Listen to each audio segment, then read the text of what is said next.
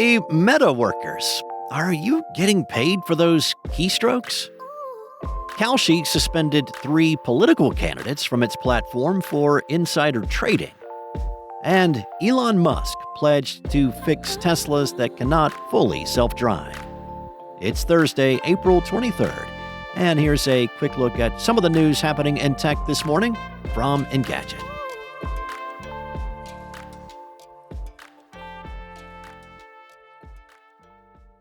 Well, no longer content to subsume recognizable intellectual properties, the majority of the indexed internet and books, AI will apparently now begin devouring its own workforce. A report in Reuters alleged that the keystrokes, mouse movements, and clicks of Meta's workforce are to be captured for the purposes of training AI, something the company's communications department was happy to confirm as accurate.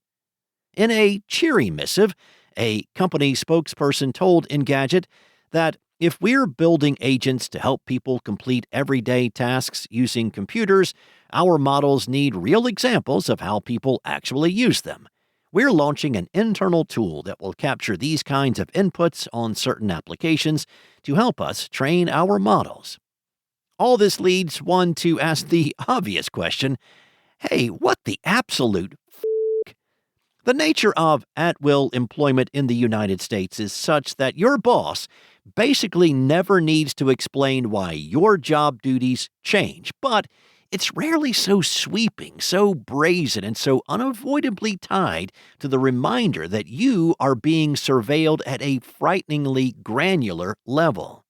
Installing keyloggers on someone else's computer is a non-work setting that can often constitute a criminal offense. And, really, it's frankly weird that we allow this sort of thing to happen in the workplace at all, right? But in this case, there's at least some possibility that this data may eventually be used to replace the exact people currently strong-armed into making those clicks and clacking those keys, or as a thin excuse to lay a lot of them off. It's not as though the data underpinning large language models is worthless. Ill-gotten information has been the subject of exorbitant settlements and many pending court cases with considerable sums riding on their eventual judgments. If Meta thought it could obtain this sort of data from its estimated 3.5 billion combined users instead of its comparably paltry body of employees without it immediately reading as the single most invasive chapter in a laughably long history of move fast, break things, and never admit to the mess, wouldn't it just do that? Technology has progressed so far, yet people continue to really hate feeling taken advantage of. And that sort of thing is still bad for business. In a fragile economy floated by rampant self-dealing and the shifting moods of a very few rich weirdos, even the mere mention of AI's relentless forward march to annihilate its own creators can make a shoe company's stock pop, however briefly. Maybe that's why Meta was delighted to confirm the broad details of the Reuters story, yet declined multiple requests to comment on if workers can opt out of this surveillance or if they are being compensated in any way for their data. Prediction market Kalshi has taken action against 3 political candidates, alleging that each has engaged in insider trading of information about their campaigns. The company implemented new rules last month aimed at preventing politicians and athletes from placing bets on events they can control, and it said those guardrails helped to flag this trio of cases. The 3 candidates are Mark Moran of Virginia, Matt Klein of Minnesota, and Ezekiel Enriquez of Texas. Kalshi reached settlements with Klein and Enriquez, both of whom cooperated in the platform's investigations. Each will face a fine of less than $1,000 and suspensions of up to 5 years. Moran's case has resulted in a disciplinary action with a 5-year suspension and a fine of more than $6,000. He posted on X about the situation and claimed this was essentially a stunt to see if he'd be caught and to highlight how this company is destroying young men. Kalshi and other prediction markets have been the subject of several lawsuits by state attorneys general that are attempting to regulate the sector as gambling. Nevada, Arizona, and New York have cases underway. But the state-level attempts are not looking promising. An appeals court ruled against New Jersey's effort to govern the industry, and the U.S. Commodity Futures Trading Commission has launched a lawsuit of its own in an effort to ensure it will be the only party to regulate prediction markets.